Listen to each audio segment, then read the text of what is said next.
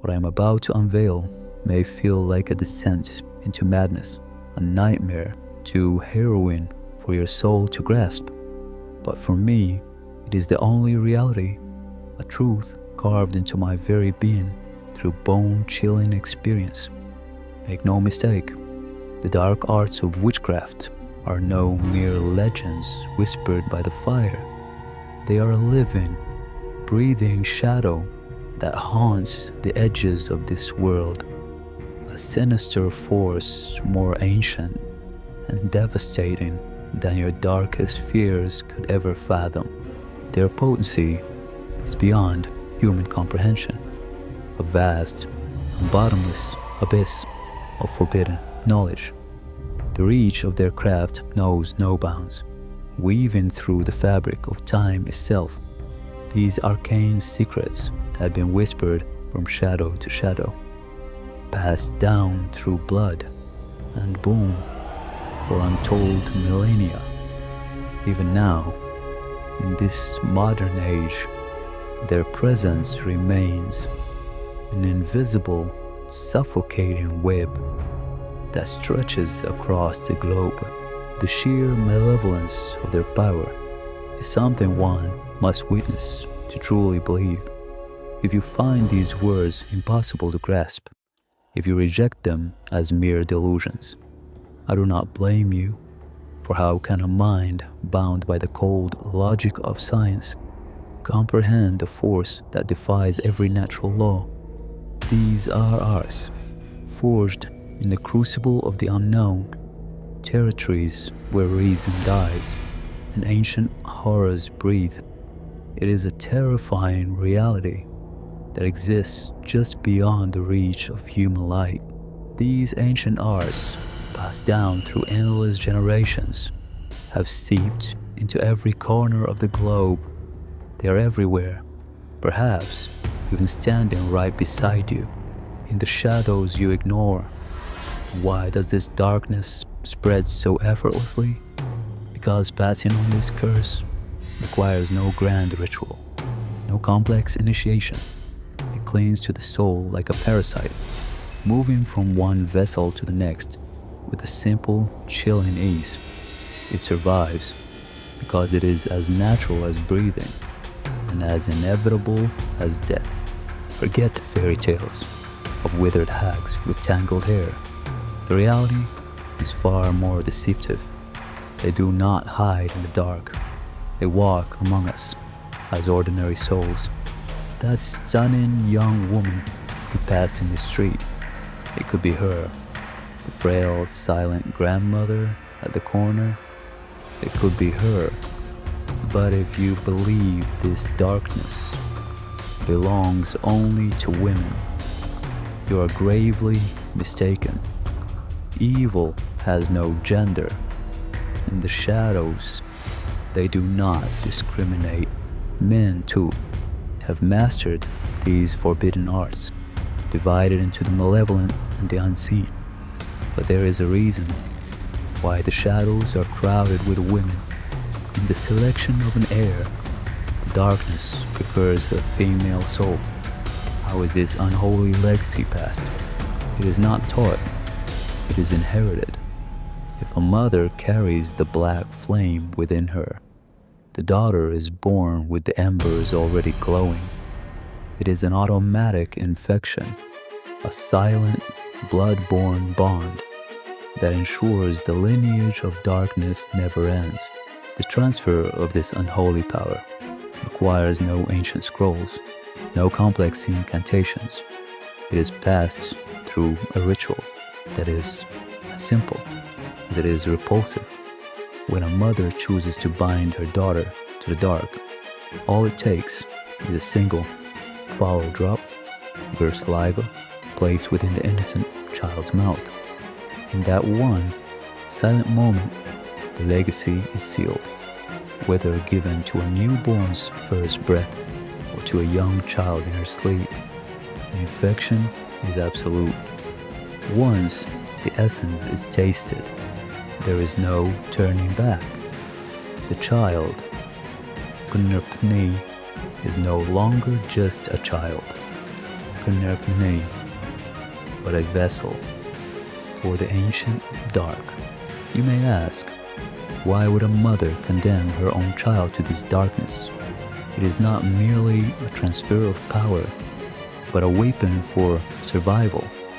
In a world that fears what it cannot understand, this ancient craft becomes a shield, a way to walk through the shadows, protected by the very forces that haunt others. If you could glimpse the terrifying depth of this knowledge, you would understand the necessity of the gift. And imagine a mother with many daughters, each one a vessel for the dark. With every child, the infection multiplies. Her legacy spreads like a silent plague, growing into a vast, unstoppable web of shadows that will eventually swallow everything. There is another way, a more insidious method of passing on this darkness. Sometimes it is given as a gift, a token of affection from one practitioner to another. They hold dear. They hide the essence within the very food you eat, a cursed substance known as the vessel of knowledge. As you consume it, unsuspecting and grateful, corruption slides down your throat. You will not feel it at first. You will not even know that a dormant evil has now taken permanent root within your flesh. You remain yourself, and yet you are forever changed, a sanctuary for a power you never asked to carry. How will you recognize it? Listen closely as I unveil the terrifying gifts of this dark art. When the realization of this power finally dawns upon the soul, a deadly fascination takes hold. They do not fight the darkness, they embrace it, becoming willing captives to its cold, intoxicating grip. You say, this is an art of the mind, mental shackles that can bind any living soul. With a single, focused thought, they can twist your will until it snaps. You become a puppet, a hollow shell, dancing on invisible strings. You will go where they command. You will stay where they dictate until your very essence belongs entirely to them. This is the absolute dominion over another soul. It is more than just terror. It is a total erasure of one's humanity. But listen closely, for there is an even darker ritual to ensure this hollow existence remains unbreakable. While the thoughts can bend your spirit, it is their cursed morsel that shackles your flesh. They call it the appetite vessel, or a vial of concentrated darkness, hidden within the very meal you share with them. Once you swallow it, once that foul essence seeps into your blood, their every command becomes your only truth. Their grip is no longer just a suggestion. It becomes an absolute, unyielding law of your existence. There is a catch to this dark hospitality. To bind you truly, the sorcerer must touch the food with their own hands, infusing the meal with their cold intent. But do not be fooled.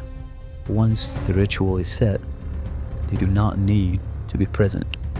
They can send it by a stranger or leave it in your path.